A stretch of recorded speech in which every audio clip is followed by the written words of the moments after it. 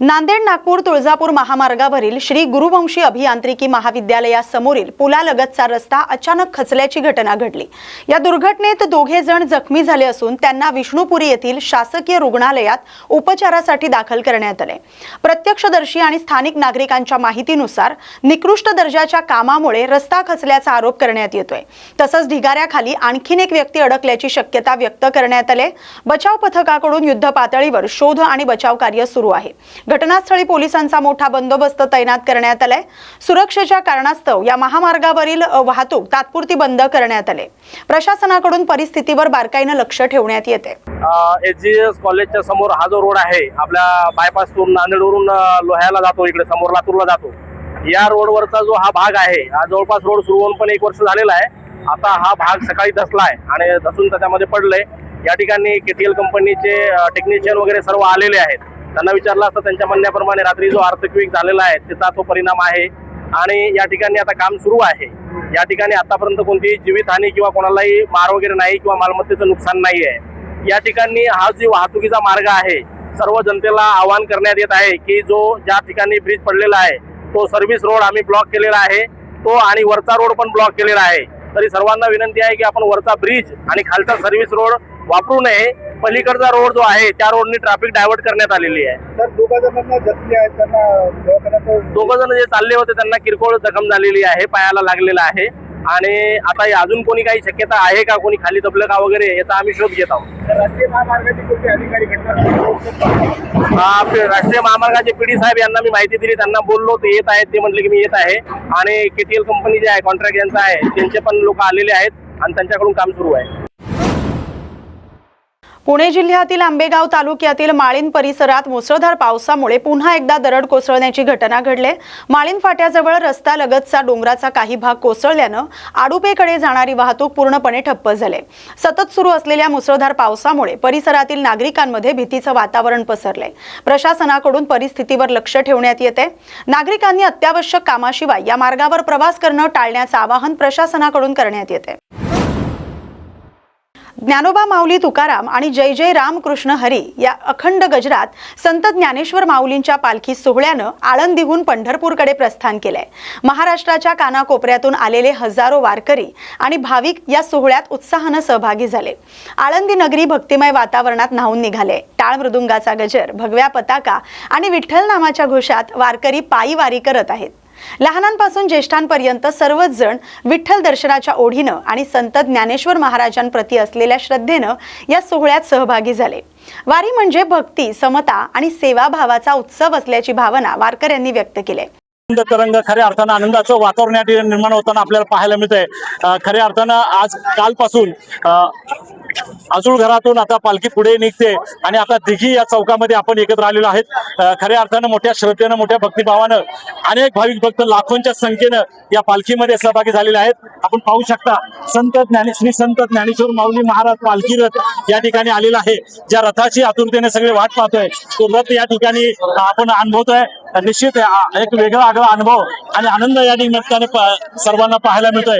निश्चित आज या दिघी परिसरामध्ये हा रथ येत असताना सगळे भाविक भक्त एकवटलेले आहेत, मोठ्या श्रद्धेने दर्शन घेत आहेत। आपण पाहतोय या ठिकाणी न्यूज मराठी चे प्रतिनिधी म्हणून प्रत्यक्ष दिंडी क्रमांक 1 रथाच्या पाठीमागं जे मालक आहेत बाळासाहेब तांबेकर, तो माऊली महाराज म्हणून आहेत, ज्ञानेश्वर महाराज जाधव, आणि आपली सगळं वारकरी कंपनी भजन आणि नामावळीचे भजन असते रोज। बरं, तुम्हाला असं वाटलं होतं का की आता जे परिस्थिती निर्माण झाली, वातावरण शुद्ध एकदम पवित्र झालं, असं काल परवा असं वाटत नव्हतं की वारी व्यवस्थित जाईल किंवा वारीला अडथळा येणार नाही असं वाटत होतं? काल आम्ही काय केलं, रिक्षाने गेलो आणि टेम्पोने गेलो आम्ही प्रस्थानला। येताना पण रिक्षाने आणि टेम्पोने आलो, पण सकाळी आम्हाला म्हणले कसं जाता, आम्ही म्हणतो माऊली वाट करते। माऊलीने वाट केली, आम्ही फुलावरून माऊलीकडे गेलो, पण माऊलीने वाट करून दिली आणि त्या वाटेने तुम्ही चालला। पंढरीची वाट, पाऊली चालत ती पंढरीची वाट। खऱ्या अर्थानं आपण ऐकलंय, कालपर्यंत प्रश्न पडला होता की बा कसे जाणार वारी, कसं जाणार आपण पुढे, परंतु या ठिकाणी आपण अनुभवलंय की परमेश्वराच्या वर श्रद्धा असेल तर परमेश्वर सगळं पुढे नेत असतो। आज आपण या ठिकाणी त्याचं प्रत्यय आपल्याला आला की आज कुठल्या प्रकारचा पाऊस किंवा कुठला अडथळा नाही आणि वारी सुखकर पुढे निघालेले आहे. हे एक श्रद्धेचं रूप आहे, भक्तीचा सागर आहे आणि मोठ्या श्रद्धेनं हे सगळे भक्तगण एकवटलेले आहेत. आपण पाहतोय पुढच्या बाजूला जो रथ निघालेला आहे, अर्थातच संत ज्ञानेश्वर माऊलींच्या पालखीचा रथ पुढे जातोय. ही पालखी या ठिकाणी आता सुरू झालेली आहे किंवा आता किती वेळामध्ये पालखीचं आगमन होणार आहे? पालखी आता 4-5 मिनिटात येणं. 5 मिनिटात येईल. 5 मिनिटामध्ये पालखी आगमन होईल. तुम्ही शेवटपर्यंत पंढरपूरपर्यंत जाणार. 5 मिनिटात येईल. 5 मिनिटामध्ये 5 मिनिटात येते पालखी.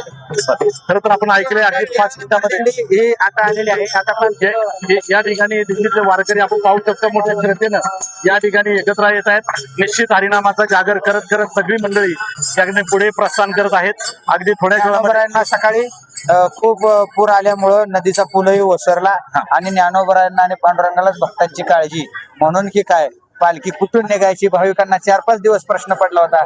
तुम्ही सर्वांनी बातम्या ऐकल्या असेल की देवा इंद्रायणी थांबली आणि आळंदीतच थांबली. इंद्रायणी आळंदीत थांबल्यामुळं जिकडे तिकडे पुरानं प्रचंड नुकसान झालं, परंतु आज वारीच्या दिवशी पाणी खालीही गेलं आणि दिंडीही त्याच मार्गाने निघाली. अशा पद्धतीनं आज जवळजवळ दिंडी आलेली आहे. रामकृष्ण हरी माऊली आता जवळच आलेले आहेत. हे आपली मानाची दिंडी या ठिकाणी पाहतोय आपण. वारकरी बांधव या ठिकाणी पाहतात. सगळे भाविक भक्त एकवटतात. पंडितात्या कराडकरांची 12 नंबरची दिंडी आहे. पंडितात्या कराडकरांची 12 नंबरची दिंडी आपण अनुभवतोय. खरं तर पंढरीच्या वाटेकडे हे सगळी रवाना होत आहेत. तुम्हाला जय जय रामकृष्ण हरी. माऊली बरं चाललंय? एक नंबर. आनंदी राहा. खरं तर या ठिकाणी आपण नेहमी म्हणतो की प्रदूषण हटाव. इंद्रायणीचं प्रदूषण हटलं गेलं पाहिजे, परंतु व्यक्तीला, नेत्यांना, कार्यकर्त्यांना किंवा कुणाही एका व्यक्तीला शक्य नाही झालं, परंतु निसर्गाने शक्य करून दाखवलं. अख्खी इंद्रायणी स्वच्छ केली आणि कालपर्यंत प्रश्न पडला होता की इंद्रायणी स्वच्छ होते, परंतु अनेक प्रकारचे या ठिकाणी दिंड्या येत असताना प्रचंड असं पाणी त्या ठिकाणी वाहताना पाहायला मिळालं. परंतु परमेश्वराची लीला पहा किती आघात आहे. पूर्णपणे लख्ख असं प्रकाश या ठिकाणी झालाय. कुठल्याही प्रकारचा पाऊस, वारा, ऊन, काही कुठल्या प्रकारची अडचण नाही. या ठिकाणी आपण पाहतोय की दिंडीमध्ये सगळे सहभागी झालेत. निश्चितच परमेश्वराची लीला आघात आहे आणि निश्चित आता ही दिंडी पालखी या ठिकाणी येताना पाहायला मिळणार आहे. माऊलींची ही छोटीशी कन्या सजून या ठिकाणी रुक्मिणी सारखी आलेली आहे. बेटा तुझं नाव काय? आमकर. कुठे जाणार तू आता? चरवलीला जाणार. छोटीशी कन्या चरवलीला जाणार आहे. खरं तर वेशभूषा करून असे अनेक आपल्याला भक्त पाहायला मिळणार आहेत. एक आनंदाचा क्षण या ठिकाणी संपन्न करतोय. आपण पाहतोय आजी, मावशी, काकू सगळी मंडळी या ठिकाणी एकवटताना पाहतोय. खऱ्या अर्थाने याची देही याची डोळा पाहिला आनंदाचा सोहळा. खऱ्या अर्थानं आनंद उत्सव कसा असतो तो वारीमध्ये आपल्याला पाहायला मिळतोय. आणि निश्चित अगदी काही क्षणातच आता माऊलींची पालखी या ठिकाणी येणार आहे नतमस्तक होण्यासाठी. आणि श्रद्धेने मोठे श्रद्धाळू भक्त या ठिकाणी एकवटलेले आहेत, दर्शन घेण्यासाठी एकवटलेले आहेत. अगदी थोड्या वेळामध्ये आपण तो आनंदाचा क्षण या ठिकाणी अनुभवणार आहोत. पाहू शकता प्रचंड असा जनसमुदाय या ठिकाणी एकवटलेला आहे. निश्चितच या ठिकाणी प्रत्येक गावातून, प्रत्येक तालुक्यातून, जिल्ह्यातून सगळ्या दिंड्या या ठिकाणी एकवटलेल्या आहेत. जनसागर ओसंडून वाहताना आपल्याला पाहायला मिळतोय. हा भक्तीचा सागर आहे. हा जनसागर म्हणजे भक्तीचा सागर आहे. मुखामध्ये नाम जे सगळी मंडळी या ठिकाणी जे जे रामकृष्ण हरी म्हणत पुढे चाललेले आहेत. ज्ञानेश्वर माऊली, तुकोबाराय किंवा सगळे संत महंत या ठिकाणी पालख्यांच्या द्वारे एकत्र येत आहेत आणि पंढरपूरमध्ये हे सगळे रवाना होणार आहेत. निश्चित एक वेगळा आगळा उत्सव या निमित्ताने आपल्याला अनुभवायला मिळतोय, पाहायला मिळतोय. महिला भगिनी देखील डोक्यावर आपण पाहतोय तुळस घेऊन या ठिकाणी आहेत. काही आता मार्गस्थ होत आहेत पंढरपूरकडे जाण्यासाठी. यांना खऱ्या अर्थानं एक वेगळी श्रद्धा त्यांच्या मनामध्ये आहे. अशी श्रद्धा या ठिकाणी सदैव राहो. निश्चित ऊन, वारा, पावसापासून या वारीला बचाव मिळो आणि कुठल्याही प्रकारची अडचण त्यांना बाधा येऊ नये अशा प्रकारचे आपण परमेश्वराकडे आणि माऊलींकडे प्रार्थना करूया. जय जय रामकृष्ण हरी. पुणे जिल्ह्यातील मोशी कचरा डेपो परिसरात झालेल्या दुर्घटनेनंतर युद्धपातळीवर बचाव कार्य सुरू आहे. आतापर्यंत ढिगाऱ्याखालून 10 जणांची सुखरूप सुटका करण्यात आली. आणखी 8 जण अडकल्याची प्राथमिक माहिती आहे. घटनेची माहिती मिळताच अग्निशमन दल, आपत्ती व्यवस्थापन पथक, पोलीस आणि स्थानिक प्रशासनानं घटनास्थळी धाव घेतली. जेसीबी, क्रेन आणि अन्य यंत्रसामग्रीच्या मदतीनं ढिगारा हटवून शोधमोहीम सुरू आहे. जखमींना तातडीनं रुग्णालयात दाखल करण्यात आले. प्रशासनाकडून बचाव कार्य वेगानं सुरू आहे. ढिगाऱ्याखाली अडकलेल्या सर्वांना सुरक्षित बाहेर काढण्यासाठी प्रयत्न सुरू आहेत. आज मोशी या ठिकाणी आलेलो आहोत. आपल्यासोबत बोलण्यासाठी फायर ऑफिसर आहेत ऋषिकांत सर. त्यांच्याकडून एकंदरीत आत्तापर्यंत ज्या घडलेल्या गोष्टीचा आढावा थोडक्यात घेणार आहोत. सर, एकंदरीत आता 24 तास होत आलेले आहेत, काय सांगाल सर? घटना नक्कीच 24 तास आता होतात आहेत.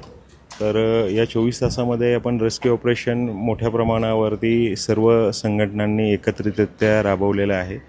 दरम्यानच्या कालावधीमध्ये आपल्याला 9 लोकांना काल आपल्याला काढायला यश मिळाले. त्याचबरोबर आज आपल्याला एक सकाळी कॅज्युअल्टी आपल्याला रिसीव्ह झालेली आहे, त्यालाही आपण हॉस्पिटलाइज केलेलं आहे.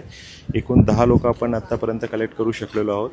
घटनास्थळी NDRF, BEG, बॉम्बे इंजिनिअरिंग ग्रुपचे army troops, fire department, environment department, medical department, police पथक हे सर्व टीम एकत्रित जॉईंट ऑपरेशन राबवत आहेत आणि अद्यापही सर्च चालू आहे. आता एकंदरीत किती लोक अडकले आहेत त्याच्याबद्दल काय सांगा? प्रॉबेबली एक 8 लोक आतमध्ये असतील असं आपल्याला प्राथमिक माहिती ह्या ठिकाणी यांच्याकडनं मिळत आहे. लोकल जे स्टाफ आहे त्यांच्यामार्फत 8 लोक आतमध्ये असू शकतात असं त्यांनी कळवलं आहे.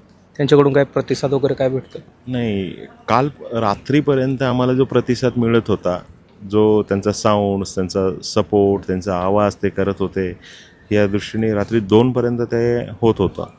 2पर्यंत झाल्यानंतरनं त्यांचा साऊंड येणं बंद झाल्यावरती NDRF टीमच्या मार्फतनं डिटेक्शन सिस्टम त्यांनी टेक्निकली इन्स्टॉल केली. काही साऊंड व्हायब्रेशन्स किंवा काही नॉईज मिळतो आहे का याचाही त्यांनी प्रयत्न केला, पण त्याच्यातनं काही रिस्पॉन्स मिळालेला नाही आहे.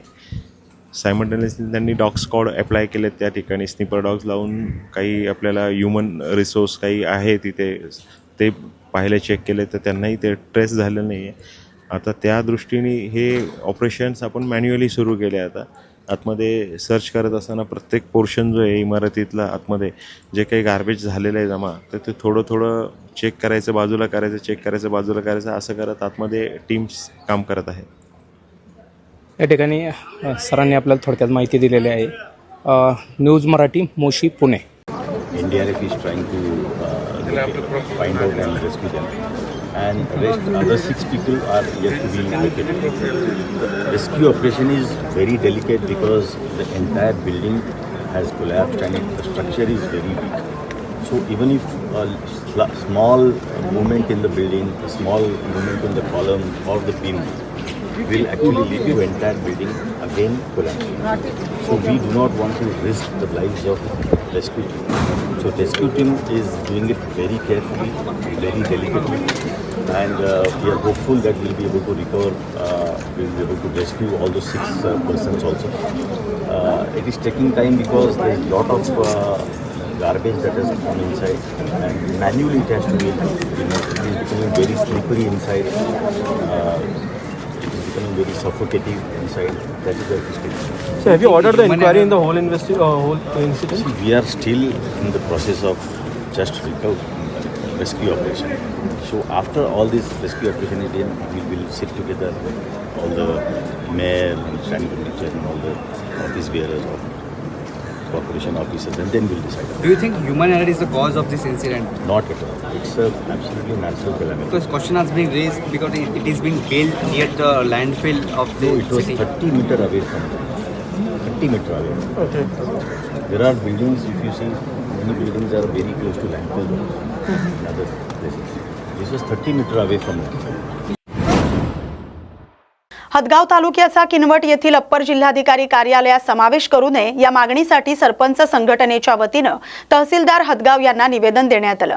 किनवट हे हदगाव पासून सुमारे 90 किलोमीटर अंतरावर असून तिथं जाणं नागरिकांसाठी गैरसोयीचं आहे आणि खर्चिक ठरणार असल्याचं निवेदनात नमूद करण्यात आलंय.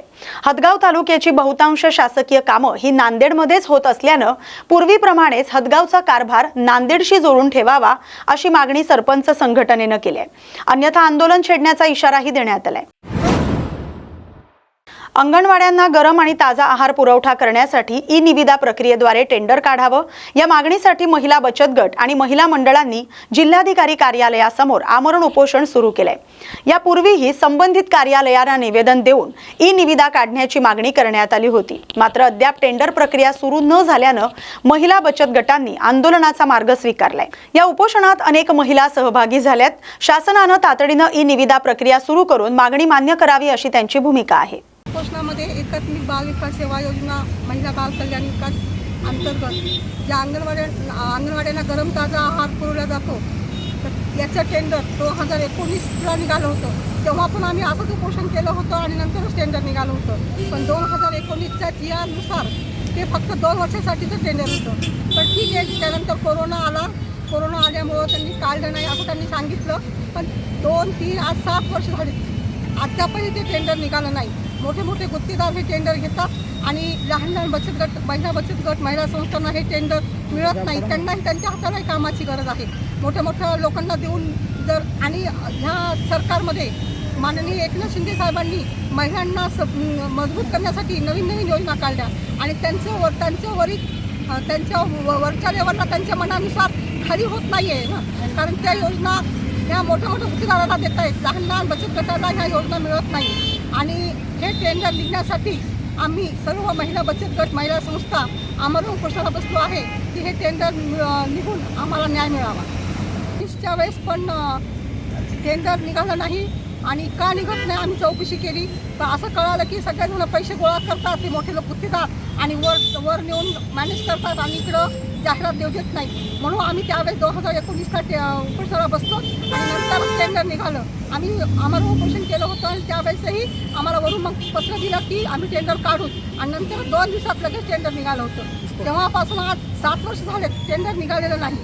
मग आम्ही आता कोणाकडे बघायचं? आम्ही वारंवार हे पत्र दिलेत संबंधित अधिकाऱ्यांना, संबंधित ऑफिसला जाऊन भेटलो, पण त्यांचं एकच म्हणणं असतं की आता सध्या नाही, स्टे आला, असं झालं तसं झालं, देणार नाही. त्यामुळं आम्ही हा निर्णय घेण्यात, आजचा निर्णय हा त्याच्यामुळे घेतला. त्यांनाच माहिती काय कारण आहे, पण एवढं मात्र नक्की आहे की ह्या लोकांचं पूर्ण आता GR प्रमाणे हे टेंडर 2 वर्षासाठीच होतं. मग ठीक आहे, 2 वर्ष म्हणजे 2019ला निघालं, 31पर्यंत टेंडर काढायला पाहिजे होतं. त्यांच्या म्हणण्यानुसार मध्ये कोविड आला. कोविड किती दिवस चालणार? आज 2024 संपत आलेलं आहे. तर मग तुम्ही सांगा हे टेंडर निघणार कधी? 24पर्यंत ह्यांनी टेंडर काढायला पाहिजे होतं ना. पण ह्यांचं टेंडर निघत नाही. जोपर्यंत हे वरचे लोक जे गुत्तेदार आहेत हे पूर्ण एक होऊन पैसे गोळा करून वरच्या लेवलला देतात आणि टेंडर काढत नाही. आणि हे माननीय एकनाथजी शिंदे साहेब असो की तटकरी मॅडम असो, हे त्यांना ह्या लहान लहान गोष्टीची माहिती नसती. आणि आम्ही ह्या उपोषणाच्या माध्यमातून मग त्यांना कमीत कमी ही माहिती तरी मिळती की हे टेंडर निघालेलं नाही. म्हणून आम्ही हा निर्णय घेतलेला आहे सर्व महिलांनी मिळून. तोपर्यंत आम्हाला त्यांनी सांगत नाही की आम्ही लगेच टेंडर काढू, आणि ते पण आम्हाला वरून फॅक्स आला पाहिजे की आम्ही टेंडर काढू, तेव्हाच आम्ही आमचं हे आमरण उपोषण सोडणार आहे. तोपर्यंत आमचं हे उपोषण चालूच राहणार. आषाढी वारी निमित्त श्री संत साधू महाराज संस्थान कंधार यांची पारंपरिक पायी दिंडी लोहा शहरातून भक्तिमय वातावरणात पंढरपूरच्या दिशेनं मार्गस्थ झाली. टाळ मृदुंगाचा निनाद, विठ्ठल रुक्मिणीच्या जयघोषात आणि हरिनामाच्या गजरात वारकरी मोठ्या उत्साहानं पंढरीच्या वाटेवर निघाले. संस्थानचे 8वे वंशज तसंच मठाधिपती ह.भ.प. एकनाथ महाराज साधू यांच्या मार्गदर्शनाखाली आणि ह.भ.प. ज्ञानेश्वर महाराज खंदारकर यांच्या नेतृत्वाखाली ही दिंडी मार्गक्रमण करते. यंदा संस्थाननं तयार केलेला नवीन चांदीची पालखी असलेला रथ वारकऱ्यांसाठी विशेष आकर्षण ठरतोय. लोहा शहरात दिंडीचं नागरिकांनी उत्स्फूर्त स्वागत केलं. अनेक ठिकाणी फुलांची उधळण करण्यात आली. वारकऱ्यांसाठी पाणी, अल्पोपहार आणि इतर सुविधांची व्यवस्था करण्यात आली. 300 वर्षापासूनची परंपरा असलेली कंधारच्या श्री संत साधू महाराजांची दिंडी ही खरं तर पंढरपूरच्या दिशेने प्रस्थान होताना आपल्याला पाहायला मिळते. पाऊले चालती पंढरीची वाट म्हणत विठ्ठलाच्या नामघोषात ही पंढरपूरच्या दिशेने मार्गस्थ होताना आपल्याला पाहायला मिळते.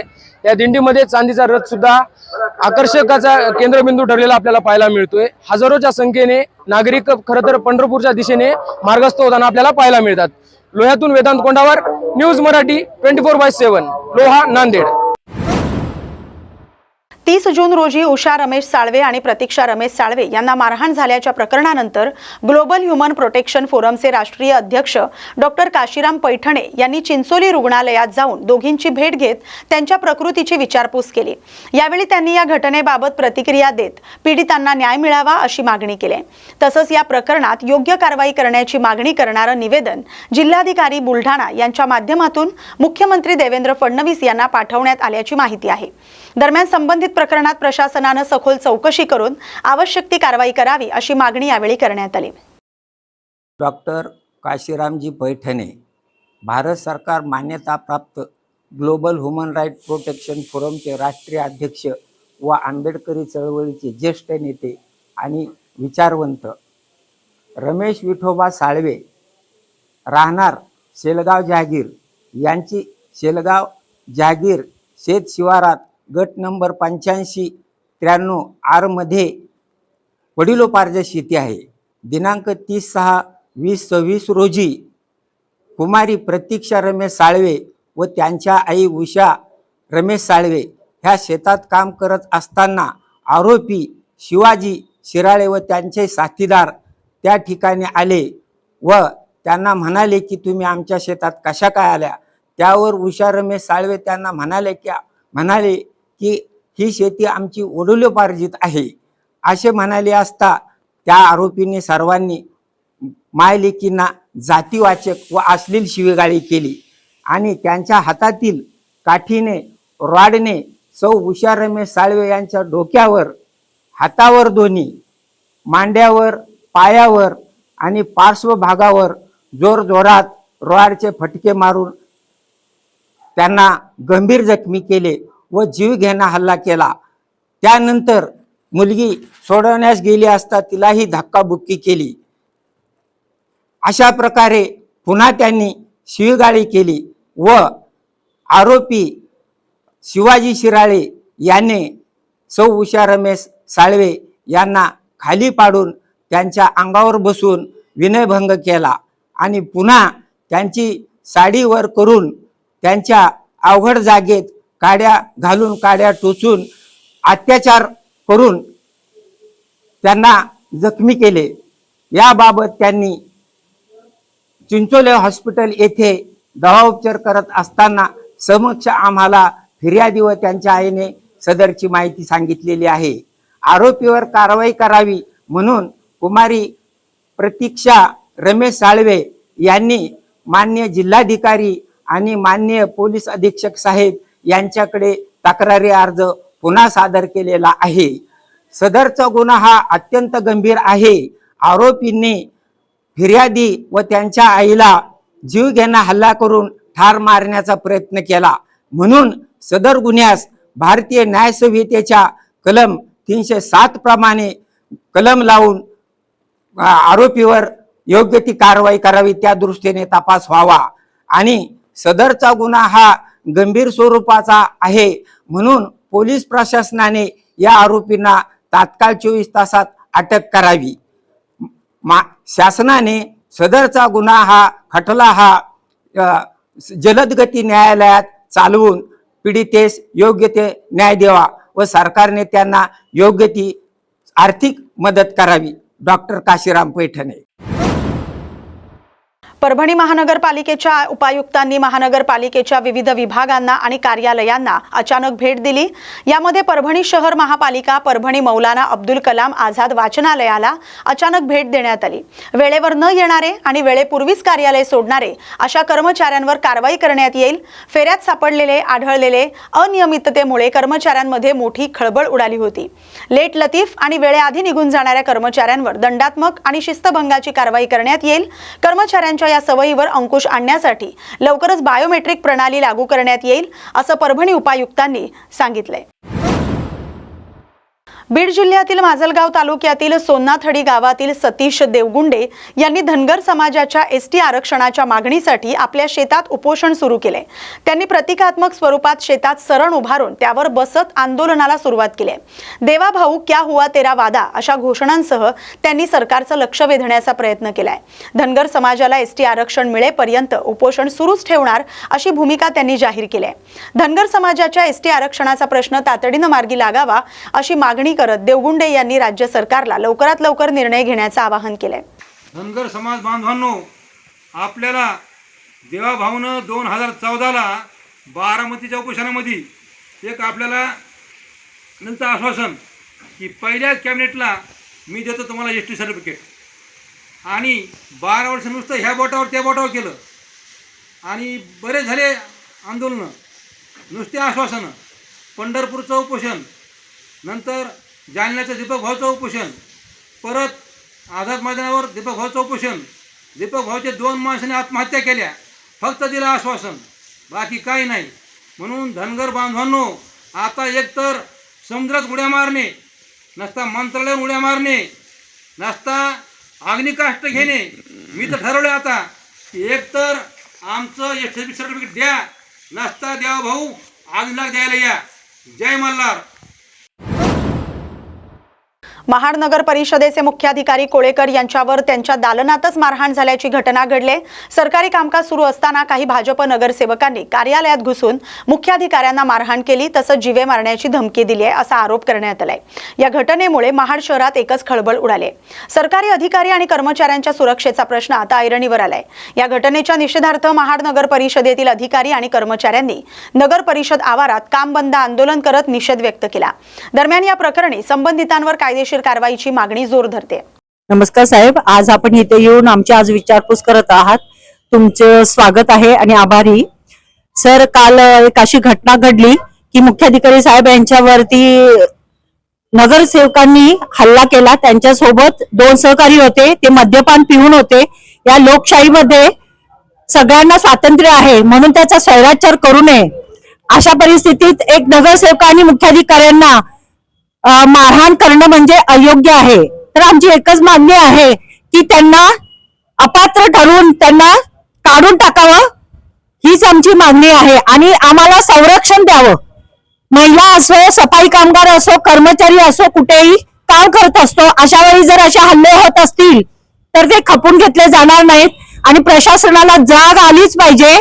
आणि मुख्याधिकाऱ्यांच्यावर जो हल्ला आहे त्यासाठी आमचा पूर्ण विरोध आहे. आणि या कामामध्ये बाहेरून आलेले कर्मचारी आहेत, आम्हाला पाठिंबा दिलेला आहे.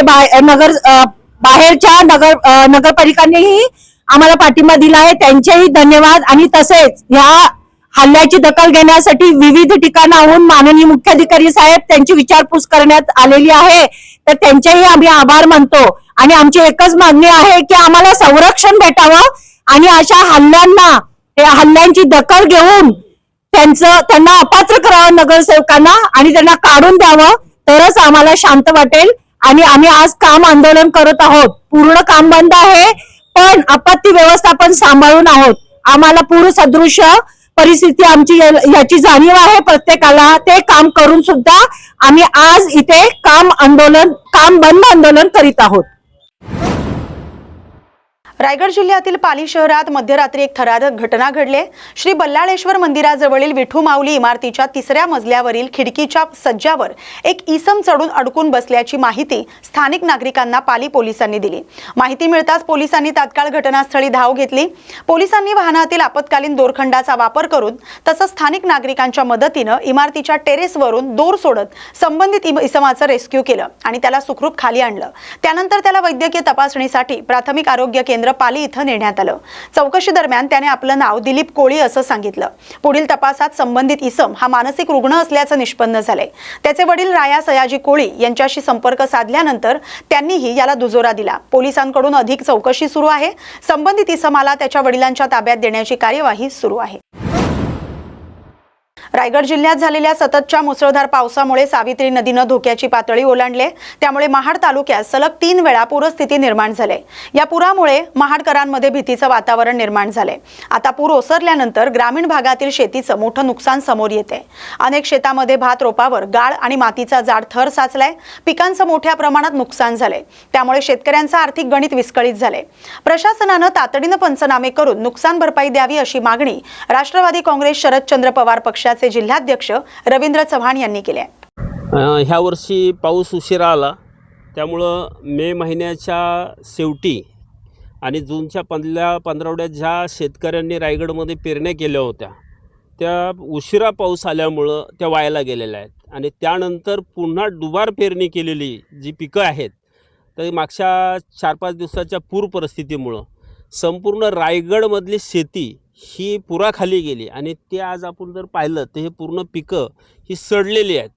त्यामुळं 2-2 वेळा पेरण्या करून आज ह्या शेतकऱ्यांवरती उपासमारीची वेळ आलेली आहे. त्यामुळं सन्माननीय मुख्यमंत्र्यांना आणि कृषी मंत्री भरणे मामांना मी रायगडच्या शेतकऱ्यांच्या वतीने विनंती करतो आहे की आपण रायगडमध्ये ओला दुष्काळ जाहीर करावा आणि जिल्हाधिकाऱ्यांनी तातडीचे पंचनामे करून हेक्टरी किमान 50,000 रुपये हे या ठिकाणी शेतकऱ्यांना मदत मिळाली पाहिजे. आणि जर तुम्ही ते करणार नसाल तर राष्ट्रवादी काँग्रेस शरदचंद्र पवार पक्षाच्या वतीनं आम्ही शेतकऱ्यांच्या वतीनं या ठिकाणी तीव्र आंदोलन करू, रस्त्यावर उतरू, रस्ता रोको करू. ह्या पद्धतीची आमची भूमिका राहणार आहे. रायगड जिल्ह्यातील पाचाड इथं राजमाता जिजाऊ यांचा 353वा पुण्यतिथी सोहळा मोठ्या उत्साहात पार पडलाय. रायगड जिल्हा परिषद आणि पाचाड ग्रामस्थांच्या संयुक्त विद्यमाने आयोजित या कार्यक्रमात राजमाता जिजाऊ यांच्या समाधीस्थळी अभिषेक पूजन करून आदरांजली वाहिण्यात आली. यावेळी मंत्री भरत गोगावले, पंचायत समिती सभापती प्रेरणा सावंत, जिल्हा परिषद शिक्षण सभापती चंद्रकांत कळंबे, गटविकास अधिकारी साळुंखे यांच्यासह मान्यवर उपस्थित होते. कार्यक्रमाला शिवभक्त, पाचाड ग्रामस्थ आणि जिल्हा परिषद शाळेतील विद्यार्थ्यांची मोठी उपस्थिती होती. राजमाता जिजाऊ यांच्या कार्याचं स्मरण करत उपस्थितांनी अभिवादन केलं. या बातमीसोबतच बातमी महाराष्ट्राची मध्ये वेळ झाली आता इथेच थांबण्याची. अशाच महत्त्वाच्या बातम्यांसाठी पाहत राहा न्यूज मराठी 24/7. नवा भारत, नवा विचार.